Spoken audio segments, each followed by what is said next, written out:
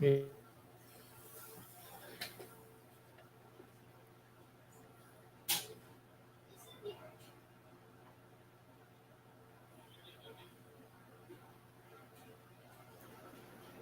we are live. All right, welcome back, everybody. It's Tuesday night, so you know what that means. It is time for Southern Discomfort. And we are going to continue our study tonight on demons like we have been doing. So like always, we're going to wait for a minute before we get things kicked off and tell everybody hello, give everybody some time to pop up in the chat and tell us hey. And then we will get things geared up. I got Dustin with me, Vickie, and Bethany tonight. Hi, everyone. Hey. Hola. I love your shirt, Zeke. Who got it for you? You did, Blondie. Wee. I love it on you. What I wore to work today. Aww. Aww. Okay. Copy link. Octagon Hall main site itself. So what date do the tickets for Octagon Hall go up? Well, they're going to keep us posted on the date, but sometime next week. So just as we do the shows, we'll let everybody know any new information. Good, because that's Okay. my graduation gift to Emma. Cool. Awesome. Mm-hmm.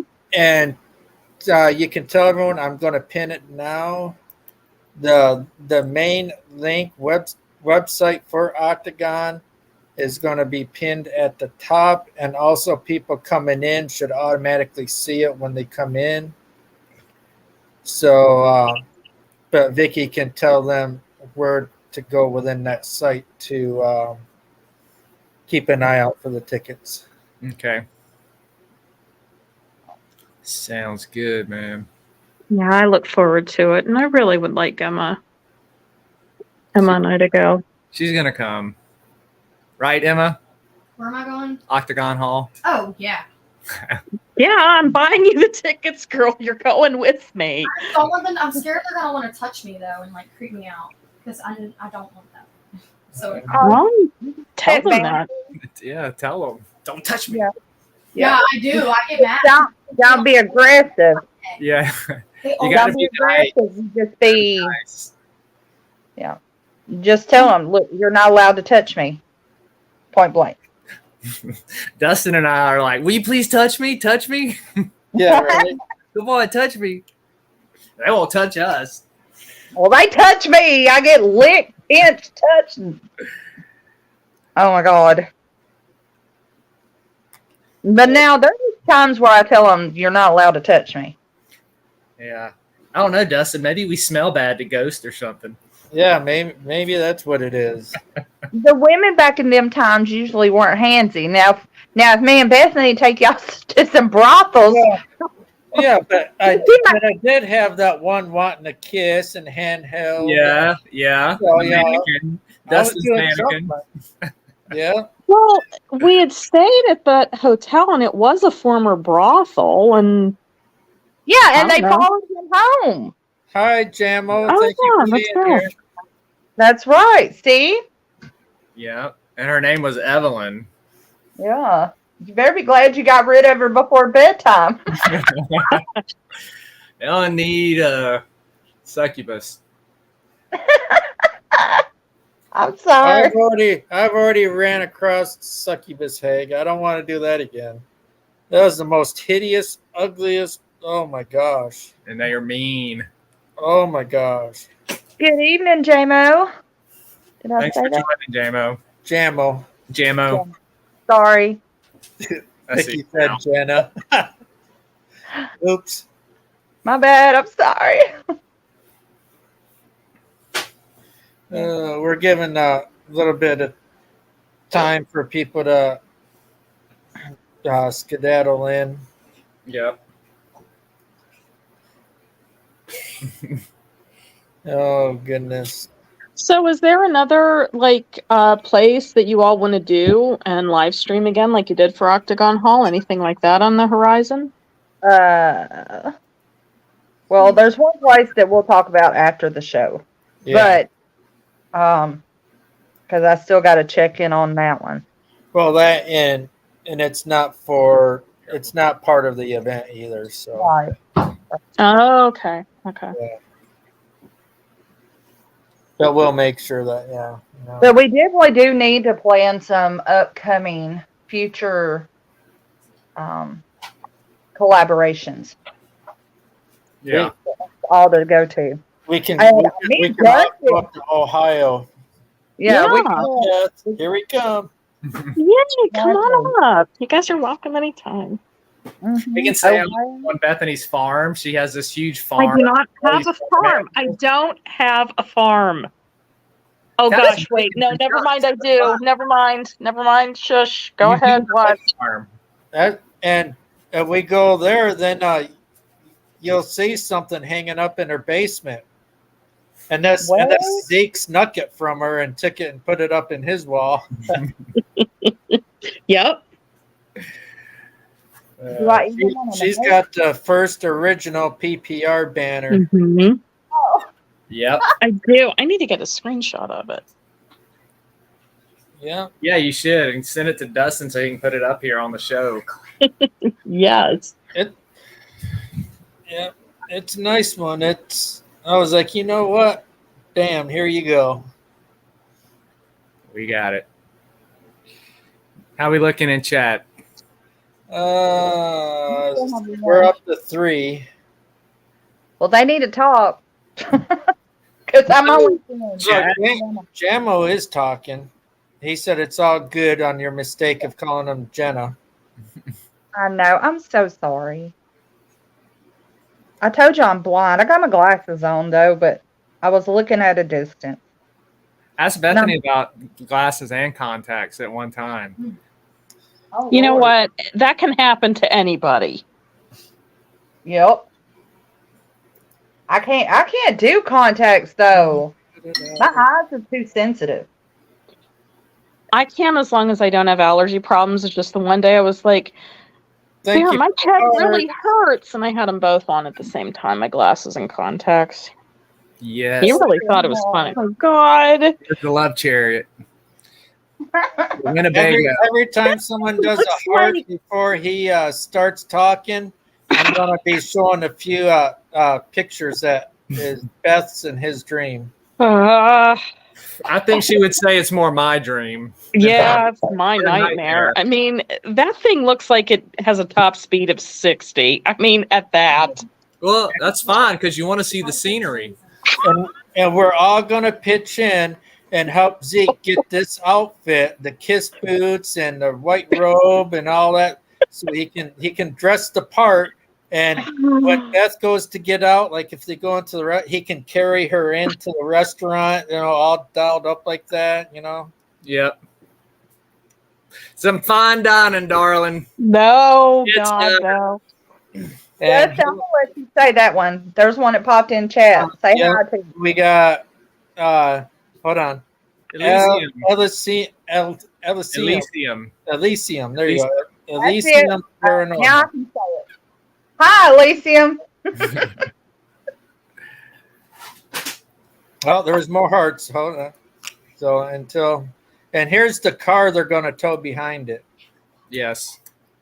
Station wagon. Man, I why like do you guys like the vintage stuff that doesn't even look cool? It just looks like it's gonna die. And if Beth He is keeps lucky, handling on it. if Beth is lucky, we're going to upgrade the tires for Zeke on the Winnebago. We're going to take the tires off of this beast. We're going to take those tires and put it on that. Yeah. God. That's hilarious. That's Sorry, Bethany. It's okay. It's just, I'm I don't think she has anything to worry about because all of my like I said, all of my royalties go towards that, and that's gonna take Not not if one of us wins the lotto first. Right? Yeah. Yeah. We'll make dang sure that you and Beth get your dream. Exactly. Oh man. But we're up to 8 now. How do you say it again? Elysium? How do you say Elysium. Elysium. Elysium. Thank you. Y'all, I'm not speaking plain tonight again. He said he grew up in a station wagon. Yeah. Yeah. And Jamo says that would be awesome. Mm-hmm. Yes, it would be. Although I do think you need the station wagon with the paneling on the side. I want one that's myself. the dream, National Lampoon's Vacation. Oh, yeah. That's what this is, Vickie, right there. No, it's missing the wooden panel. Is it missing the wooden panels? Yeah, it's missing it. I'm gonna let you borrow my glasses. That's the one in my neighborhood. It looks like it's on it because you see like a darker area on the door. It's rust. It's called rust. Oh, okay. Duh. Here's my sign. No, it's just more like, yeah, that's his go-to, some rusted out car. Right, I agree, Elysium. The 80s was the best. Mm-hmm. The 80s and the very early 90s. I've been And the listening late to 70s. music all day. Love the 80s. Yep. Mm-hmm. Salt from the snow, yeah. It had some rust. Yeah. So, yeah, so far peaked at, now we're down to 7. So if you want to do like the light stuff and then wait and see if more join in, or Yep. We'll go ahead and kick things off. I'm going to go ahead and solo you and mute me. I'm on mute. All right, we're going to kick everything off tonight. I just wanted to tell y'all that tomorrow, keep an eye out on all my social media. I have 2 books dropping tomorrow on Godless. I have Southern Discomfort, issue number 4, called Tetramet Rising, and that takes place in my Theodosia Tetramet universe. It's very gritty, intense, violent, so very splatterpunk type. And then I also have Johnny Walker Ranger Volume 2 dropping tomorrow. Those are all on ebooks. The paperback for Johnny will be available around Father's Day. But if you like ebooks and you want to get them for a discounted price, Godless is the place to go to be able to get those. So Southern Discomfort is dropping. It'll only be 50 cents. And Johnny Walker Ranger Volume 2 will only be $1.99. So keep an eye out for those. For those of you who like reading my stuff, that's what I'll have dropping. And for those of you who missed Sunday when we went through the book of Enoch, the first one is up if you want to be able to go back and get a load of what we did for Sunday and teaching out of the book of Enoch. We'll be starting it up again this coming Sunday, same time, 8 Eastern, 7 Central. We're going to be getting into the good part where they start talking about the Watchers and the fallen angels and everything that happened in there. So we're about to hit the ground running with all of the cool stuff. But for those of you who are just now joining us for our first Tuesday episode, what we've been doing is taking an in-depth look at supernatural beings in Scripture, in the Old Testament, intertestamental period, and New Testament. That's everything we're going to be going through. But we're starting out and looking, kind of focusing on demons. And we've gone through the Old Testament and we've discovered all of the different evil entities there in the Old Testament. And we can conclude that they did not have the same concept of demons that we find in the New Testament. We've talked about the sons of God, the Watchers. We've talked about the Rephiim, that are the sinister spirits that live in Sheol, the place of the dead, along with some other things. We've touched on Azazel, we've touched on Lilith. We've got more on Azazel coming up, especially on Sundays. We're going to be talking about Azazel a lot because he plays a main role in the book of Enoch. So these two shows, the Sunday and the Tuesday show, really come together to complement each other. So you will definitely be getting a whole lot of good information on these things. So feel free to join us Tuesdays and Sunday nights if you're interested in that type of study. Tonight, it's going to be a little shorter show. I just have something that I want us to talk about real quick that's going to help us transition into what scholars call Second Temple Judaism, or the intertestamental period. And what's crazy about this period is we look in the Old Testament and you see, there's the very rudimentary things of angelology and demonology are there. And it's not till we get into this Second Temple Judaism, which is about from 300 BC to about 100 AD. And it was during this time period that there was so much development that happened when it comes to the classification of angels and demons, and they just go into hyperdrive. And we're studying the book of Enoch because it is the most influential in the New Testament. But there are hundreds of books during that time period that investigate these type of things, and we'll talk about some of those as we get further into it. But this is where they really start developing demons as we know it and where they come from. You're also going to see a lot of divergent schools of thought about the Prince of Darkness, about the main arch enemy of God. You have one camp, Book of Enoch, the Enochian tradition that goes with Azazel or Azazel, him being the chief adversary against God. You have another route that goes Mastema and Belial. Those are interchangeable. They kind of compare Mastema and Belial. They say that, no, this is the Prince of Darkness's name. And then you have another camp that goes the Satan route that says, no, this is the chief Prince of Darkness name. So all of these thoughts were beginning to develop around a main entity.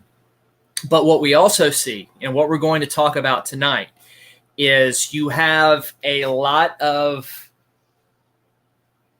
the Hebrew, because of Alexander the Great, and when he takes over, you have a lot of the Hebrew books with the Hellenistic culture and the Hellenistic influence on the Jews. A lot of the works start getting translated into classical Greek. And one of those tasks that they took on translating into Greek was the Torah, the Old Testament. Now, what we're going to be looking at tonight and talking about is some words from the Greek translation of the Old Testament.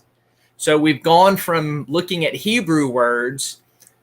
Now we're going to go and look at some of the Greek terms that these Hellenistic Jews used to translate the Hebrew.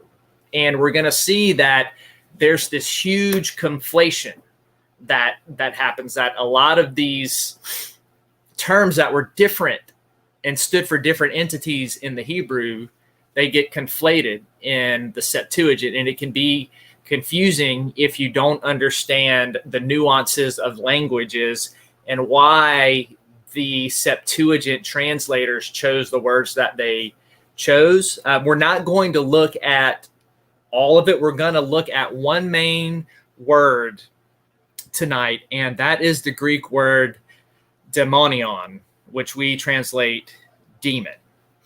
And what we're going to do is see how the Septuagint translators just took a bunch of terms and they just didn't have a better word to use, but daimonion. And so we're going to look at the broad range of that term and everything that it can mean and why they chose that particular term. And then once we get into Second Temple Judaism, which we're going to do next week and the following, it may take us 2 shows to cover everything. It's going to slowly start to make sense about what and why we end up with in the New Testament. So remember, y'all, this is not a sprint. This is a marathon, and we're taking it a little slow because blasting through this stuff fast is where confusion can come in and misunderstanding. So we're going to take our time with this, but there's still a whole lot more to come. You know, we're going to be moving on from demons, and we're going to start looking at sons of God and watchers in a little more detail. We'll be talking about that on Sunday as well. We're actually going to look at, take a whole several weeks once we're done with demons and actually look at Satan and the Satan tradition and how that developed from this obscure person, this obscure role in the Old Testament, all the way to the arch enemy of God in the New Testament. So there's a lot of cool stuff coming up. So if you miss an episode, you can't catch the live stream. It's always going to be there for you to go back and watch on Dustin's channel. So let's look at the word daimonion. All right, this particular Greek word that we would translate into English as demon. So now what we are doing, instead of going from Hebrew to English like we were in the past when we were looking at the Old Testament, now we're going from Hebrew to Greek to English. So when we talk about a demon, a daimonion, we are just specifically translating this word from the Greek into English. And now we're going to see why they use this particular Greek word. But this word occurs 17 times in the Septuagint, 9 are which are found in some of the what they call apocryphal books. You'll see these in the Catholic Bible, such as Tobit and Baruch. These were in Greek. So we're going to look at the daimonion or the daemon in Tobit as well, because it's all going to influence our understanding of how we understand what's going on with the demons of the gospel. And why all these terms such as Elohim and Elim and all of this stuff in the Septuagint, a lot of times it's all just conflated and interpreted as daimonion. I want to read you all the uses of daemon or daimonion in Greek. There's not just one translation of this word. It is a very broad term that the Septuagint translators use because of how this word was understood in the culture of the time. There is no single English equivalent to this word. That should tell us something. There is no single English equivalent. So just translating daemon as demon, it can mean that, but that's not the only thing it can mean. So that's what I mean when I say there's no singular English equivalent. This word has a broad range. It's a very general term. It's not personalized like some of the other Greek names, like Theos for God. That usually is a very personalized term. But daemon is not. So this word daemon, all right, I'm going to read to you. I took these notes straight out of scholarly literature, straight out of those who deal with the languages and the translations and investigating how the Septuagint writers viewed the Hebrew. So the guys that I am quoting are not just Greek's language scholars. They have a specificity in looking at the Hebrew to the Greek. And this is what they tell us. The word daemon can mean in Greek during that time period, they can use the word to signify a god or goddess or an individual god or goddess. So a god or goddess would be called a daemon in classical Greek. Again, it's a very broad term. It's not referring to one particular god or goddess. It can be used for all gods or goddesses. Though another instance, and one that's used more frequently, right? The use of god and goddess is the least frequent one. More frequent term, you can find it used of a divine power or a superhuman force. This divine power, superhuman force, it can be impersonal, but it's normally used and translated when it belongs to a god of some kind. So daemon can refer to god or goddess, or it can refer more frequently to this impersonal power force that a god of some kind can have. That's two so far. There's more. A third way that this word is used is it can be used of the power, capital P, controlling the destiny of individuals or one's fortune, one's lot. So that's another thing to throw in there. It's not the power that we just looked at that comes from a god or goddess, but it can also be in a more nuanced way to refer to a destiny or the fortune of a human.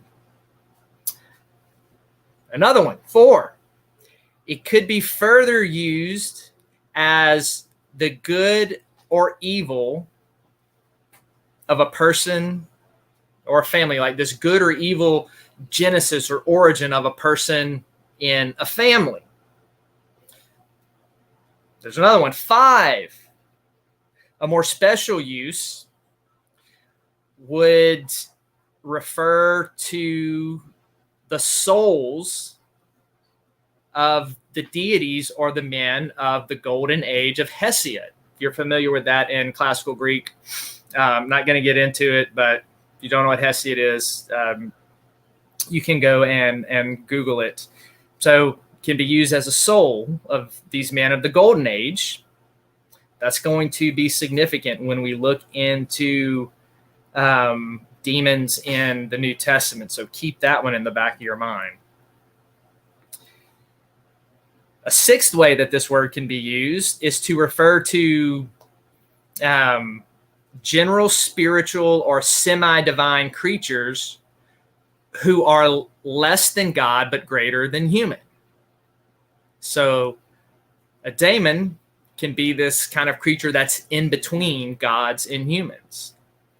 And then the 7th way it is used can be referred to a devil or a bad spirit. Another thing to keep in mind when we go into the gospel narratives later on down the road. So I just threw 7 ways that this word can be translated at you. 7. That's how broad this term is. So the unfortunate thing is that sometimes translators, they look at the word daemon and they just translate it to the English demon, and it doesn't always refer to an evil entity, especially during this time period of Greek. So what's happening here is you've got all of these nuanced beings in the Old Testament, like the Elohim, God's divine counsel, the B'nai Elohim, the sons of God. And when we come over to the Greek, we'll see that sometimes in the Greek that it is actually translated sons of God. There are times in the Septuagint where they give it a literal translation, B'nai Elohim. Okay, there's a Greek phrase for that, so we are going to use that phrase. But other times, the Septuagint translates the B'nai Elohim not as sons of God, but as daemons, diabolos, which fits giving the cultural context of the day, that this word has a extremely broad meaning.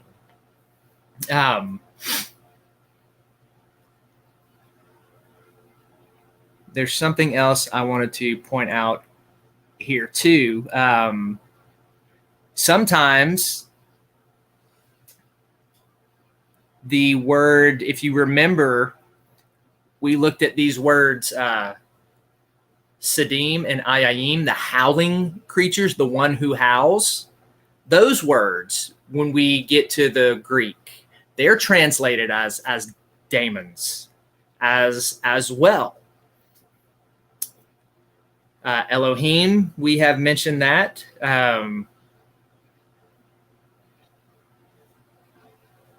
Sadim, Ayayim, all of these words are translated as daemons and daemonion in the Septuagint. I have got a chart here somewhere that I am trying to find with all of these different comparison words written out.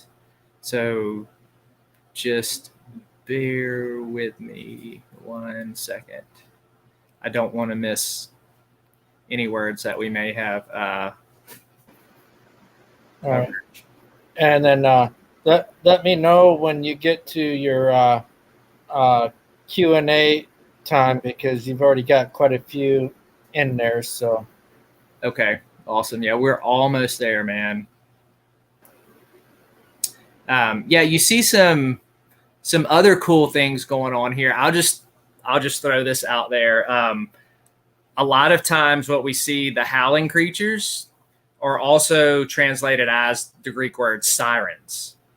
So that's pretty cool that they took the howling creatures and they figured their understanding of these creatures, they figured out the best way to bring it into the Greek was to call these things sirens. You also see some of these donkey, like these weird looking creatures that we've covered. They translate those into Greek as donkey centaurs. So you're seeing what's happening here is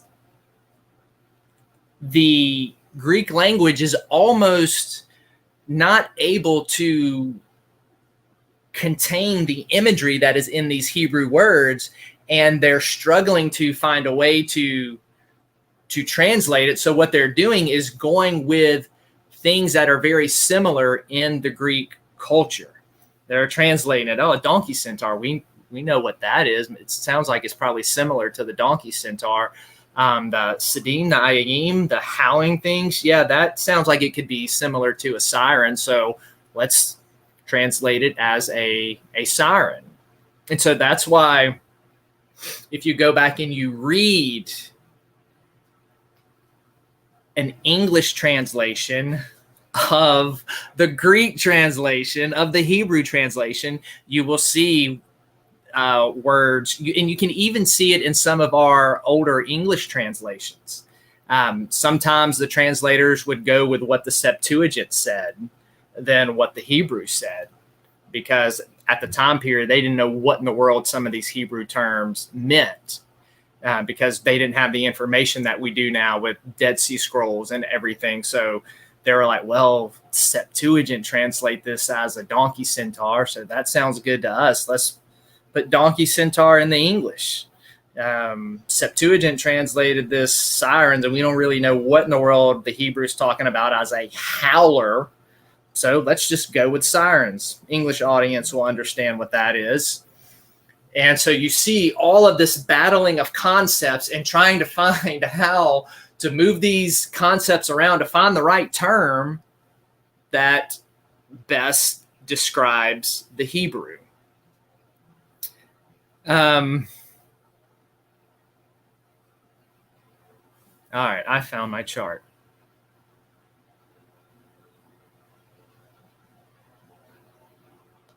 Make sure there's nothing I missed.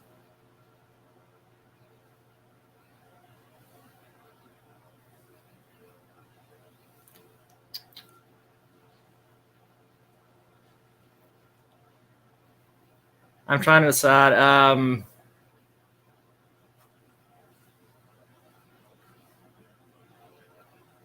Nope. We'll save that for when we talk about Satan. Could it be Satan? All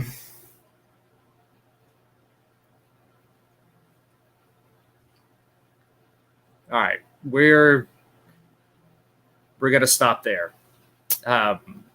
Because the point of tonight was just to introduce you to this problem of translation and taking a concept from one language and trying to reproduce it in another language, and how things get conflated, and how a lot of these spiritual beings over the years have just automatically been lumped in with the concept of demon as an evil spirit. A lot of these things have been labeled demons as an evil spirit, and they don't fall into that category because it was a misunderstanding of how daemon or daemonion was understood by the translators of the Hebrew into the Greek. So the Septuagint translate the Hebrew vocabulary for evil spirits. It enables us to kind of draw some broad conclusions about them. They have this concept of this broad term, and we're taking it, and we are going to take this broad term now of demons and everything, and next week we're going to drag it into looking at the intertestamental period, and we're going to hold on to this term and follow it all the way into its development into the New Testament after we go through the intertestamental period. So we're going to stop there. That's all I wanted to say tonight, just as preparation. So when we get to this term, I've already explained, and we're not going to have to rehash all of this. I will mention it briefly, obviously, but this will give you a good base to springboard off of next week. So with that said, go ahead and open it up to any questions. Okay, first of all, I got to keep you on long enough for Yo Baby to come up. She's doing something to her hair real quick, and she's listening, and she's emphasizing, keep them on. She's trying to hustle. This is very important for her. All right. Well, I'm sure I this do- question will keep him occupied for a few minutes. Yeah. I that's do great. have a question. Because the way I look at a lot of this, I look at more from a historical standpoint and whatnot. And what I saw on your Sunday show is that you guys were talking about one demon. I don't know if I'm saying it right. Belial. Belial. Okay. Well, in my reading, what I noticed is that historically speaking, especially as you go even further back, this was not mentioned as a deity. It never was. It wasn't until later. it was originally called a corrupt group of people. Mhm. And it's interesting to me that, and even what modern historians and scholars believe now, is that it was probably, they're not exactly sure what happened, but they're pretty much sure it's just another word for devil or Satan, if you will. And what's interesting to me is how often that does happen, where these words, I mean, do you think that it has to do with that some of these words do not translate easily? Like, Well, there are words in our language that don't translate into German or Serbian, and likewise. I mean, but I thought that was pretty interesting that, yeah, that deity was never really existed. It was not until later, and then they said, oh, it was, but it was one of the watchers, and it never really was. But go ahead. Well, what happens when we look in the Hebrew at Belial? Belial is never used, scholars point out, as a proper name in Hebrew. It's always used as somebody who is worthless or lawless. And yes, that's what I read too. Go ahead. When we get, like I mentioned earlier, when we get into the intertestamental period, right, that 300 BC to about 100 AD or so, that's where you have this huge leap of them trying to give a name to the arch nemesis of God. We have the Azazel camp, which is the Enochian tradition. You have another camp that started referring to the chief arch enemy of God as Belial or Mastema. There's places where the writers use those terms interchangeably. They're using Mastema and Belial to talk about the same entity of the arch nemesis. And then you have a group that is referring to the main arch nemesis as Satan. Now, what you see in the New Testament is kind of a little bit of both when it comes to Belial and Satan. Obviously, Satan and the devil, that was the main name that took, but Paul does use the word Belial in one of his letters to refer to the arch nemesis of God, to Satan, is how he is using it there. So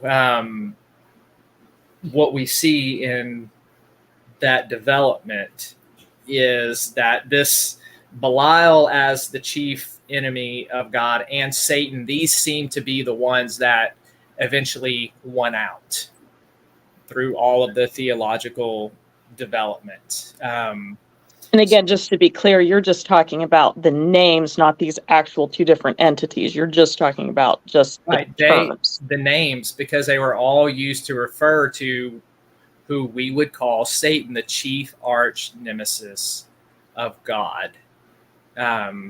Belial was one name that was used for him in that time period. Satan was a name that was used for him, and Azazel was a name that was used for him. And some scholars even argue that there were a couple others that were used to point to the arch nemesis of God, and they gave him a different name.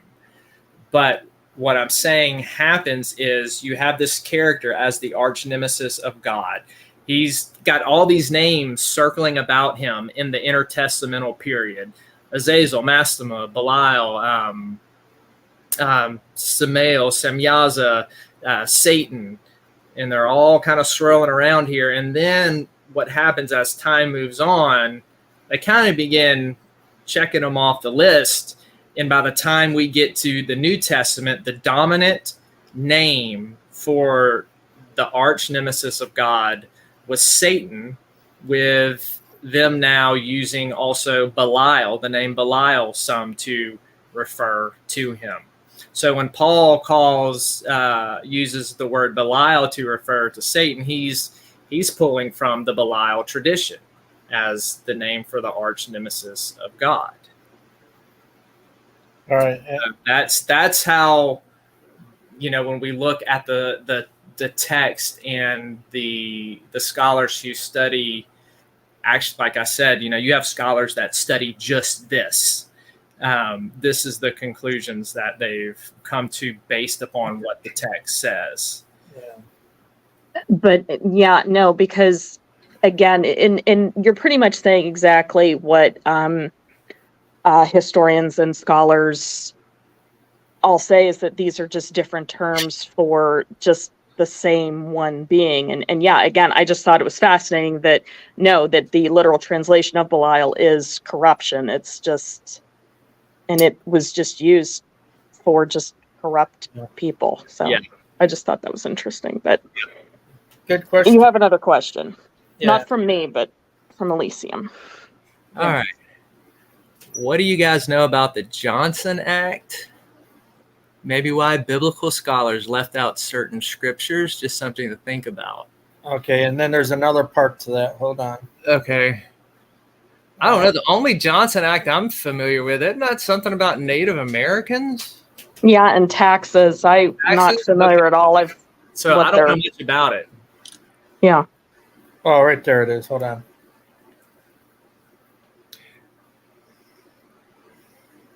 Yeah. Well, yeah, it is a fact, but I thought it had more to do with immigration and foreign policies and taxes.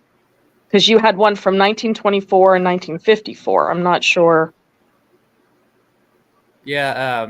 Elysium, if you have some more information you could give us, that would be awesome so we can go back and look. Because I'm not that familiar. So you could help me learn something. And then PW made a comment. okay, I have to look over on my other part because I'm down. I'm still up here way at the top, making sure we didn't miss anything. You go ahead if you see PWs. Yeah, she made the comment. She said the yokai in Japan are very different from here in the state. They are listed by power and status in their province. But she was talking to Opal, so I didn't know if Zeke wanted to comment on that. No, when it comes to my expertise is only in ancient Semitic and Greek demonology. I leave the other cultures for other people. I got my hands full with just this.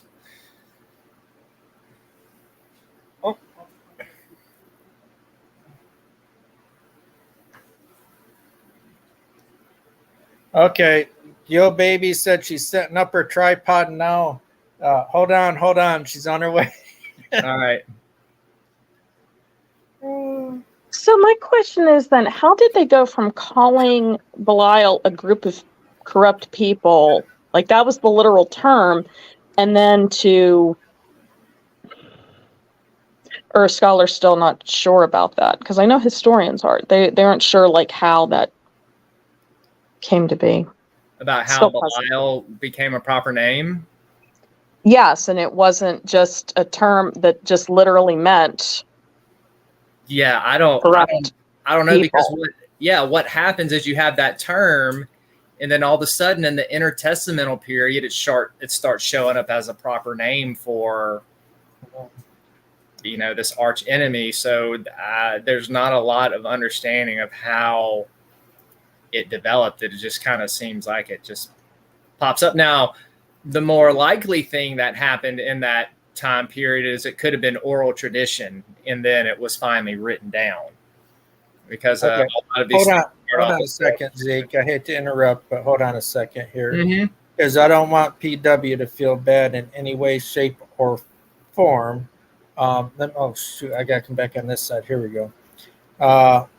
Let me scroll down here. Oh, she said, I was helping you. Oh, no, where'd it go? Right here. I was helping you. Sorry, Zeke. There's nothing to be sorry for. For what? Sorry for what? That's when we were talking about the yokai. Oh no, yeah. Like I don't know anything about that. So it's like, the more information, the better. Yeah. Because that is not my area of expertise in that culture. All right. Okay. So Elysium, he came back and he said, so I brought that up because of how certain scriptures were left out in the U.S. and why. Then he also said he was on a huge YouTube channel having this discussion with another couple about a year ago. And I used to get questions a lot about the left out scriptures, lost scrolls, Dead Sea Scrolls, Enoch, etc. Does that have to do with the Johnson's Act, though? No, not the ones that I've read about, but I'm not, I don't know. I haven't, I don't, but I know what he's talking about. I've heard about that, about the Dead Sea Scrolls and the Book of Enoch and being very much yeah. debated and left out, but that's a Zeke question. Yeah, look, Yeah. I'll show y'all. Here's something you want to get your hands on. Lost Books of the Bible. It has a lot of these writings from different time periods throughout the church that were influential but never canonized. Also, what the Book of Enoch is included in, it's called the pseudepigrapha, and it's this, you can find it, it's this huge thick book that has a ton of the writings from that time period, and they called them pseudepigrapha because of they would take names of very influential Old Testament people or people of that day, and then they would write a book and then put that person's name on it to give them more clout. It's the same thing with Enoch. Enoch wasn't really written by Enoch, the seventh from Adam. And there's no way, because of the time period of when this book was written.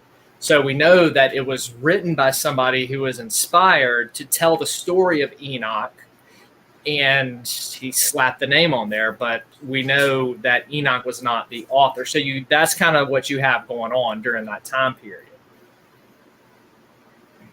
Oh, look here. Elysium explains it. The federal government put churches in check when it comes to certain scriptures. There were certain scriptures. Oh, that's interesting. I never knew that. And I was a pastor for 20 years. Yeah, and then his last comment is, my point is, this may be why we lack knowledge of many of these books. I'm saying that what Zeke is doing is a good thing. Yeah, no, Absolutely. thank you, Elysium. I will definitely check that out. What happened with a lot of these books is what we mentioned with Enoch. Their being banned goes back way before this. The Book of Enoch and others like it was banned at the Council of Laodicea in 363 to 364 AD, because some of the main influential players did not like some of its teaching, especially its eschatology or its doctrine of last things. So they ended up winning the day, and the books and a lot of it, like Enoch, were banned, and they went out of circulation for over 1,000 years. And then it wasn't until 1773 that an explorer, I can't remember the guy's name, but he went to Ethiopia and he found all these scrolls of Enoch, and he was like, holy cow, what is this? And the Coptic church, the Ethiopic church, has been using the book. They've had it this whole time, using it, just chilling, enjoying Enoch, with the rest of us totally oblivious to wondering what the heck ever happened to it. And so once they found this, the Ge'ez, which is the language it was written in, was translated and it was circulated. And then we've got the Dead Sea Scrolls, where they found a whole bunch of scrolls of Enoch and all these other books that they weren't banned at that time period, but which were eventually banned in the Council of Laodicea. So there's been a fight against these books, and as y'all have heard me say in my argument on Sunday, I think that Enoch should should definitely be included as authoritative because of how much Jesus and the disciples drew off of it, and because the people that the disciples taught, and then that generation that they taught, all of those generations, and you have it written in the writings of like Justin Martyr and Tertullian. They're referring to Enoch as scripture, as authoritative, as the holy word. So they definitely had a high view of this book. Now, I can't vouch for a lot of the other pseudepigrapha stuff, but I can definitely vouch for Enoch because of its authority and influence in that day. One thing that I had read, and I was curious, some even speculate that the reason the Book of Enoch is not necessarily referred to in the Bible is because it makes reference to the Torah. And it's the idea that in a lot of Christian belief, it's wanting to stick primarily to the Bible. What's your thought on that? Enoch was rejected by Laodicea because they did not like a lot of its teachings. Like I said, mainly the ones on eschatology. Not so much an aversion to the Torah, because all Christians hold the Torah in high regard, and they always have throughout the centuries. But what happened is some of them saw it as going against the Torah. Some of them didn't like its insinuation of Genesis 6 because they were already trying to explain that scripture away, and Enoch affirms it, so they didn't like that. So there was just a lot of things going on, a lot of political moves that got it booted. Now, Elysium said sorry again for Sorry, Vickie, I didn't mean to take over. Sorry again for distracting from the topic, but I was referring to this just from the 1940s to now, and then went on to explain I was a high priest in the Satanic Church. I also did a podcast on the Knights Templar and how the Jesuits' Roman Church hid critical info from this. Yeah, I was actually commended on Quora by the head worship master of the Freemasons in England. Yep, a lot of books were kept hidden, and then you had a whole thing going on in the Middle Ages where they were even keeping the Holy Scripture from people from reading it. Hey, yo, baby is up. Hey, yo, baby. Hey, everybody. Okay, I just want to butt in and say this because I personally think that it was removed from majority of the churches and stuff like that because of all the information that it spreads about demons and them not wanting us to know how to get rid of those things. That's also why I think exorcism isn't a thing that's talked about regularly in churches now. Like if we had the Book of Enoch in our Bibles, I feel like we wouldn't be having spiritual warfare so heavily across the entire world. That's the biggest piece that they hid from us, was how to fight that. Yeah, Enoch is full of that.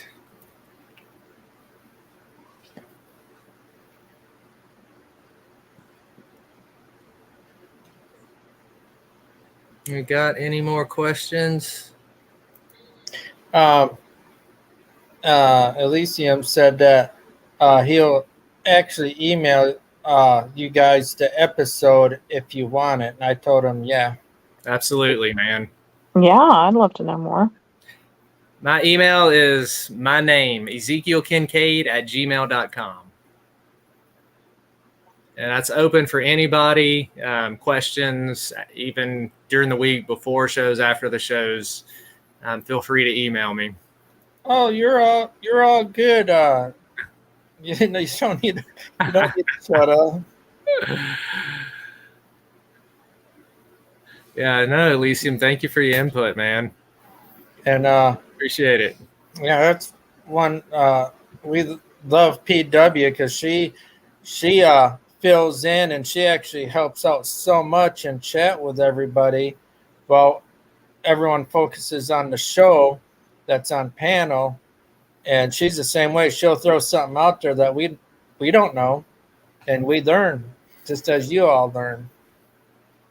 Yep. So PW, you'll have to, I guess, in the weeks to come, throw some more out there about these Oriental demonology, because that sounds pretty cool. Yeah, people are interested. Yeah. But yo, baby, you there? Yeah, hang on one second.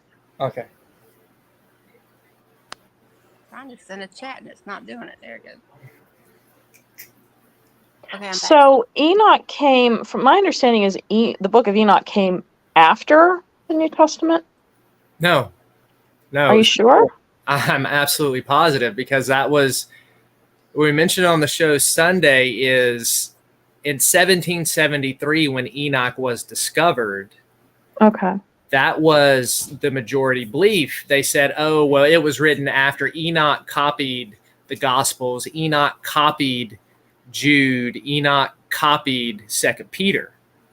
But then when the Dead Sea Scrolls were discovered and more research was done, and they realized this book dates back to 200 BC, then it kind of made scholars do a total 180 and say, no, we got this all wrong. Enoch was first. Enoch was influential. Enoch this, Enoch that.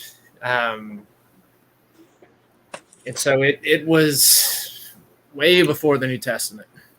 Yeah, I recommend anybody researching this or anything that Zeke brings up, make sure to check your references, because like as Zeke said, I mean, you're going to get a lot of pushback. This is a very debated book. Even in the research that I've done, it's still very, a lot of pushback and a lot of threats. So just check your reference and make sure it's legit. Yeah, the one person, or actually two Old Testament scholars that will never steer you wrong in ancient Near East studies is Dr. Michael S. Heiser, Heiser. He just died earlier in 2023 of cancer. He was so good. One of my favorite scholars. I read everything he's ever written just about. He's got commentaries on Enoch. If you want to study the book in depth, Michael S. Heiser has commentaries on Enoch. The other one is John H. Walton. Those two guys are top-notch in the field of ancient Near East studies. And then EPE. Do you guys know what the Knights Templar really was? Catholic Church has tried to demonize them, that's a whole bloody mess right there. Yeah.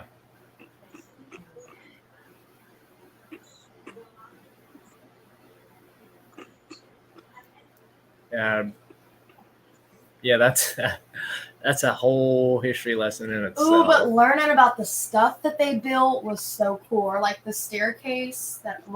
Yeah. There's a lot of cool, interesting stuff about That could be a future topic there, Elysium, for the future for Zeke to.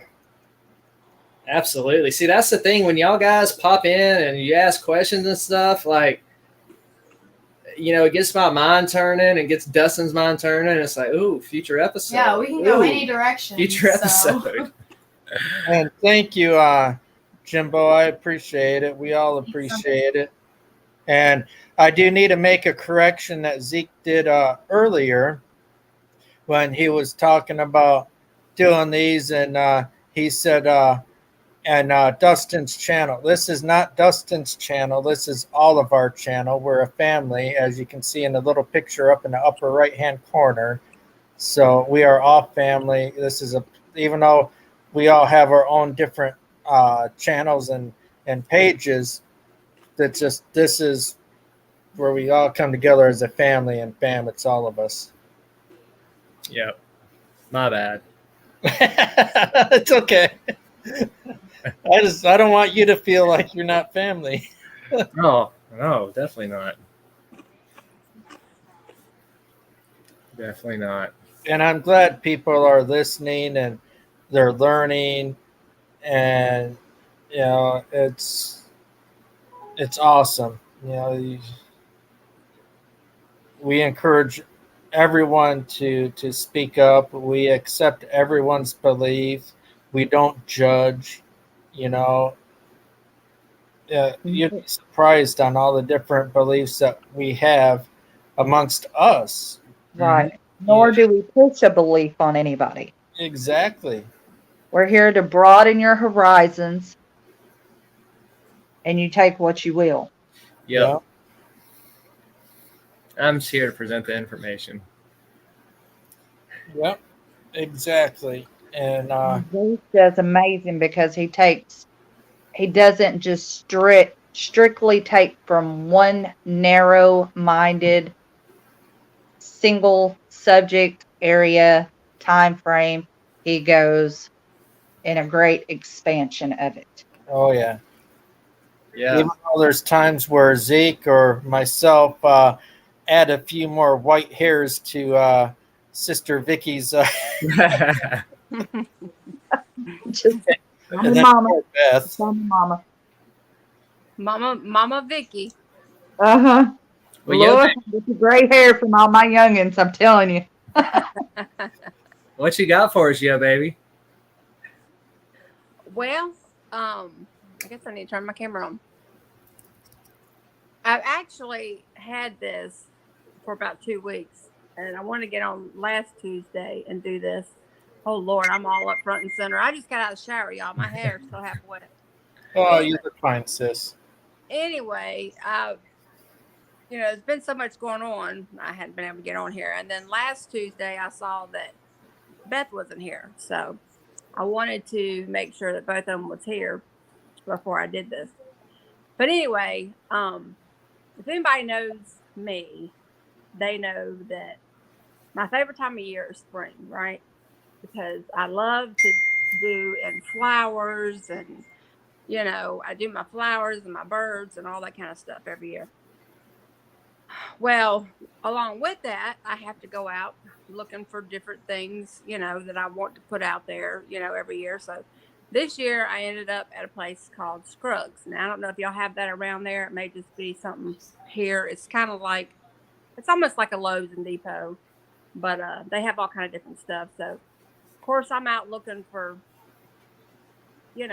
things to put in my flower beds and my garden, and, and buying different flags and stuff, spring flags. Well, I'm the type of person that if I see something that just totally reminds me of somebody, I just have to get it. So I come across something that immediately when I saw it, I thought about Zeke and Beth. So I picked it up. And so, Zeke, I'm going to be sending this to your address here in a couple of days. But, and it's in the wrapper right now, which you'll probably be able to tell better what it is outside the wrapper. But, it's kind of like a pre-wedding present, I guess you could say. The best thing about it is that it is portable, so it can go with you on your soon-to-be Echo Bago home. There you go. But it is a mini flag, and it says, "This is how we roll." Oh, I love it.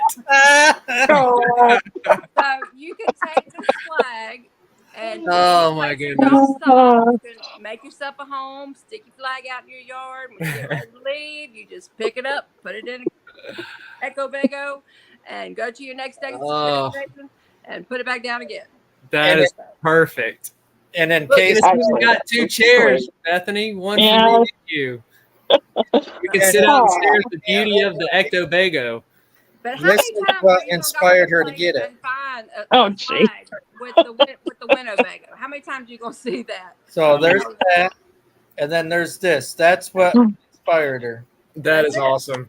Thank you, yo baby. I can't wait to put that thing planted in my yard proudly. That's it. And Yeah. I knew that you would, and I Yes. was hoping that Beth would be just as receptive. And even when you Actually, I do, love it. She's It's looking sweet. forward to this, you know. yeah, you can put It's it right sweet by and- the door.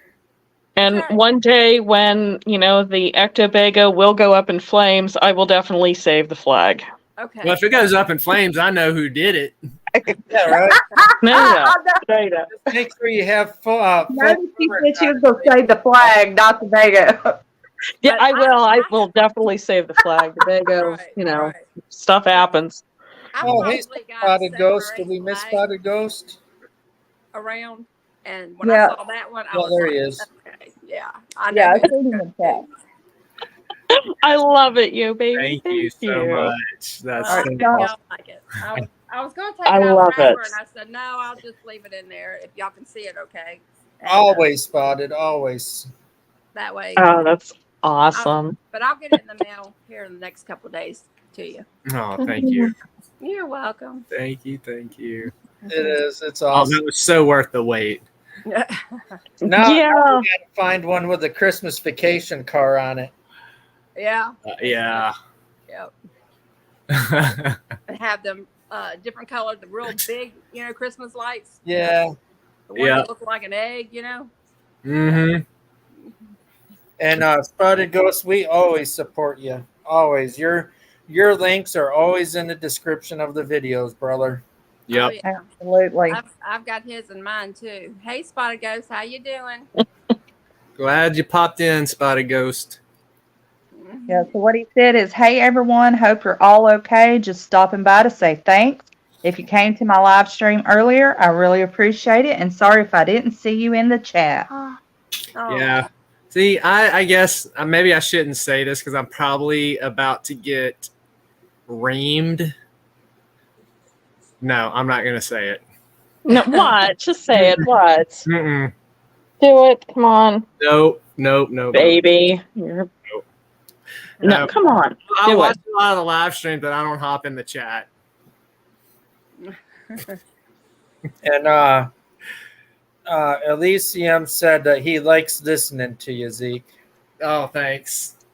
But I watch y'all. A lot of times it's on my phone and while I'm driving and stuff, but I do check out everybody's stuff for sure. And then I don't know if anyone said this yet or not. He did say, I can't stand how my brothers and I get accused of abusing by the right wing. If they only knew the truth, but Freemasons and Knights Templars, same group, get the bad rap. Yeah. Well, I mean, I see even how they, go after the Book of Enoch. I mean, again, trying to do research for it and get the honest truth and not a bunch of opinions. So I can only imagine for something that has sadly a really bad and incorrect stereotype. So Yeah. For sure. I've got my family here tonight, so I am going to hop off and go hang out with them. But, obviously don't have to end the show on account of me, but I do have to hop off. But just as a reminder, we'll be back Sunday, 7 Central, 8 Eastern, going through the Book of Enoch again. And number 2, tomorrow, Southern Discomfort 4 drops along with Johnny Walker Ranger Volume 2. So get the Tetramet Rising one if you want to be scared. Get Johnny Walker Ranger if you want to laugh so hard you pee your pants. And he isn't kidding. That for humor wise, I'm telling you that's my favorite. But now the Tetramet right there, I tell you, that's what gets my jollies going. Yeah, that was dark, very very dark. But I gotta say, I love Johnny Walker. That one cracks me up. yeah, and don't forget, everybody, at the end of every live stream that we do, we play an inspirational video for Never Give Up, and it has been re-edited, but at the end of every show, we play that and listen to the words. If you ever feel down and out, this. So when Zeke says bye and everyone else says bye, don't go anywhere quite yet. Yep. What Well, y'all think? I just have to say I enjoyed Sunday. I really did. I did too. Thank y'all. If Yeah, I hadn't burned my hand on oil, I would have said hello in chat. yeah, because Just when you think that, I mean, Zeke, he's a pastor, he's paranormal, he does all these different titles and author and everything. And then he got up and he played the guitar, and then he even sang with his daughter. And the two of them sound awesome together. I tell you what, that daughter of yours, she has got a voice. And I can guarantee you, if I get a moment to talk to a certain friend of mine that sings when we go down to Tennessee, I'm going to let her hear a certain someone's voice and be like, hint, hint, keep this in mind for the future. Yep. Yeah. Yeah. She went off on so many different levels, with her voice the other night. And at one little point, I even heard her go into a falsetto, Mm-hmm. Yeah, she's got it good, especially at her age. My goodness. But Zeke, you shocked me playing the guitar too, and then singing too. You got a good voice too. She gets it from her. She gets it from you. Oh, thank you. I'm a man of many talents. You are that. A lot of them useless. No, I don't see any of them useless so far. I don't know about the others. Now Beth might be able to. But before Zeke, Yeah, I can vouch for a few that, Before Zeke does leave, though, everybody, Yo Baby is going to be a big part in the future of the shows with him, because that's right up her and him are really the same belief on the I don't know if you call it preaching or teaching. It's both. Right, When we do Enoch, it's both. Okay. And really, to be honest, with him doing the Enoch, see, I've never, of course, we never studied Enoch, so he's more. I'm kind of. I'll kind of be like everybody else. I'll just be, I'll be taught to, because She's I going don't to help know make sure it runs smooth, though. a lot about the Enoch. But I do have a book here on Enoch that I'm working on. So Good. yeah. So with that said, the rest of it's to Zeke, and then we'll follow suit after Zeke, and then cue up the video afterwards. All right. Just thanks everybody in chat for chiming in and joining us, taking the time out of your night to come hang out with us and listen. Thank you, Yo Baby. Thank you, Vickie. Thank you, Dustin. Thank you, Bethany. Yes, thank for y'all. joining us up here tonight, and always helping make this show better. Couldn't do it without all y'all. Thank you. We love y'all. We love all of y'all. Love Y'all y'all. are- thank you y'all for the are- flag, Okay. the housewarming. Yes, I love it. I love it. And yes, Buddy Ghost, you missed Zeke playing guitar. If you go to Sunday's live stream, you can hear him and his daughter singing and both playing guitar. Mm-hmm. I think she played it. That's Yes. right. Yeah, she played. did. She sure Yeah, did. they were amazing. Absolutely. So, all right. We'll go with Beth, and then Yo Baby, then Vickie, then.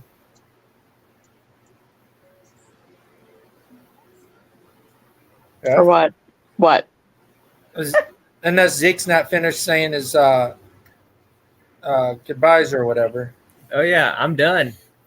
All right. Oh, you are? Yeah. You got anything to say before we go?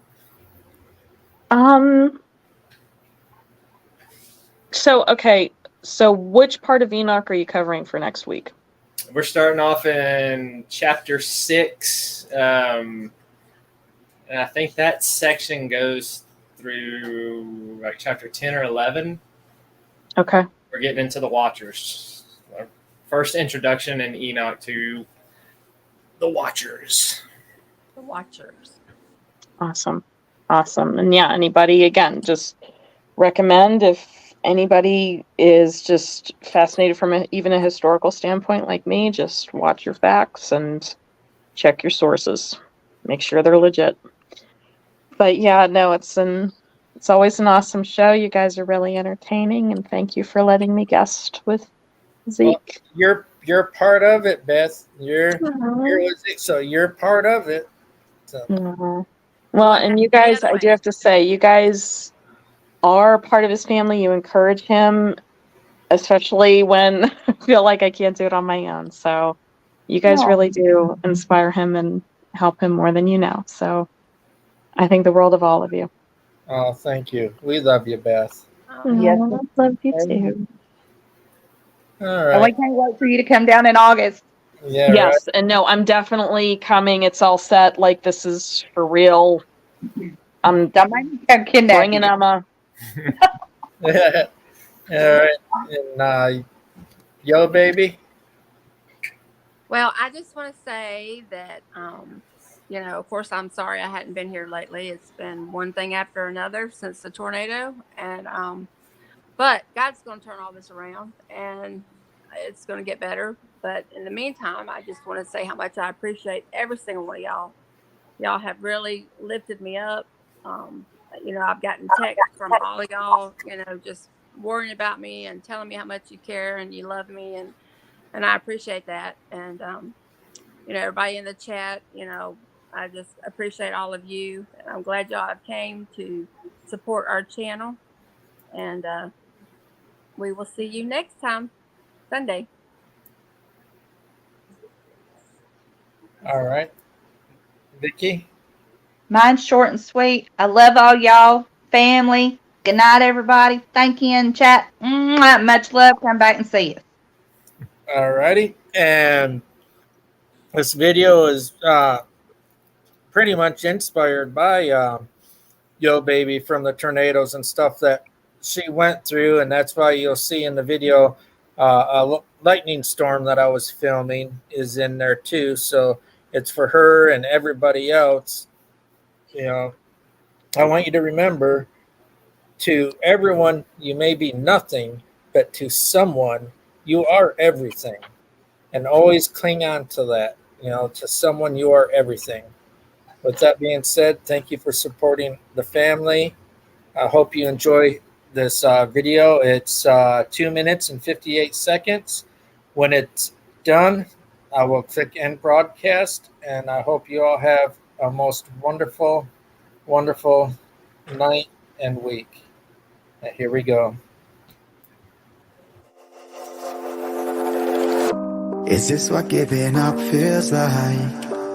I don't know, Tell me, have I lost my mind? Nowhere to go, so far from home. Is this what giving up feels like?